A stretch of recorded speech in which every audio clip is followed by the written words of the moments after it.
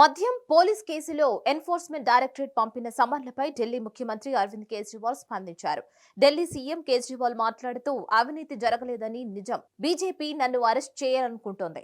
నా నిజాయితీయే నా పెద్ద ఆస్తి. దానికి తూట్లు పొడిచారు. నాకు సమన్లు పంపడం చట్ట విరుద్ధమని నా లాయర్లు చెప్పారు. బీజేపీ లక్ష్యం నన్ను విచారించడానికి కాదు, లోక్సభ ఎన్నికల ప్రచారం కోసం నన్ను అనుమతించలేదు. విచారణ సాకుతో నన్ను పిలిచి అరెస్ట్ చేయాలనుకుంటున్నారు అని ఆయన ప్రజలకు తెలియజేశారు. अब बीजेपी मुझे गिरफ्तार करना चाहती है। मेरी सबसे बड़ी संपत्ति, मेरी सबसे बड़ी ताकत मेरी ईमानदारी है। इन्होंने मुझे समन भेजे हैं। मेरे वकीलों ने मुझे बताया कि ये समन गैर कानूनी है। बीजेपी का मकसद जांच करना तो है ही नहीं। इनका मकसद तो लोकसभा चुनाव में मुझे प्रचार करने से रोकना है। इनका मकसद है पूछताछ के बहाने केजरीवाल को बुला लो और उसे गिरफ्तार कर लो ताकि मैं लोकसभा चुनाव में प्रचार न कर पाऊँ। शराब घोटाला, पिछले 2 साल से ये शब्द आपने कई बार सुना होगा। 2 साल से बीजेपी की सारी एजेंसीज कई रेड मार चुकी हैं, कई लोगों को गिरफ्तार कर चुकी हैं, लेकिन अभी तक एक भी पैसे का हेरफेर कहीं नहीं मिला। कहीं से एक भी पैसा नहीं मिला। अगर भ्रष्टाचार वाकई हुआ है तो इतने करोड़ों रुपए गए कहाँ? क्या सारा पैसा हवा में गायब हो गया? सच्चाई ये है कि किसी तरह का कोई भ्रष्टाचार हुआ ही नहीं। अगर होता तो पैसा भी मिलता। ऐसे फर्जी केस में आम आदमी पार्टी के कई नेताओं को इन्होंने अभी तक जेल में रखा हुआ है। किसी के भी खिलाफ कोई सबूत नहीं है, कुछ साबित नहीं हो रहा, खुलेआम गुंडागर्दी चल रही है। किसी को भी पकड़ के जेल में डाल दो। अब बीजेपी मुझे गिरफ्तार करना चाहती है।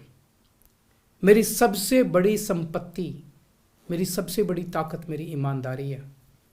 झूठे आरोप लगा के, फर्जी समन भेज के ये मुझे बदनाम करना चाहते हैं, मेरी ईमानदारी पे चोट करना चाहते हैं।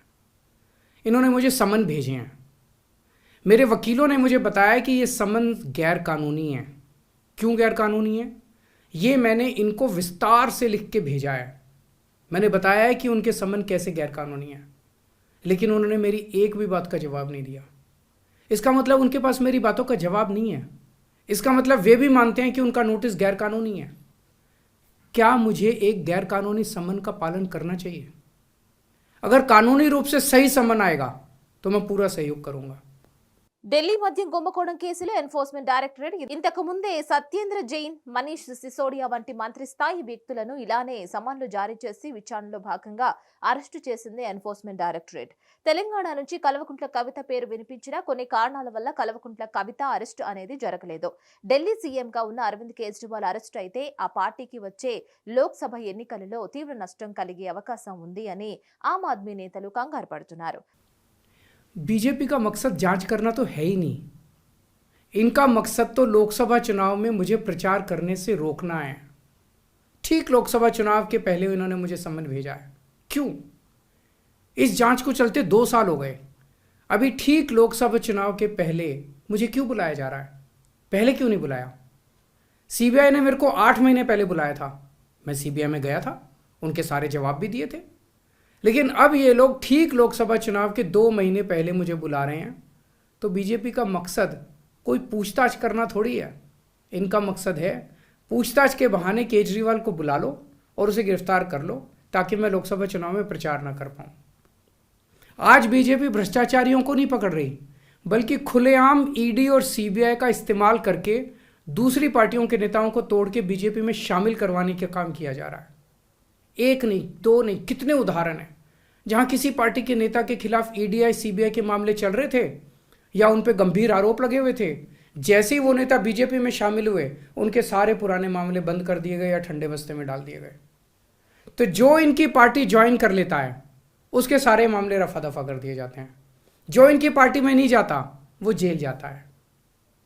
आज मनीष सिसोदिया, संजय सिंह और विजय नायर इसलिए जेल में नहीं है कि उन्होंने भ्रष्टाचार किया है, वो इसलिए जेल में है क्योंकि उन्होंने बीजेपी में शामिल होने से इनकार कर दिया है। आज हम बीजेपी का मुकाबला क्यों कर पा रहे हैं? क्योंकि हमने कोई भ्रष्टाचार नहीं किया।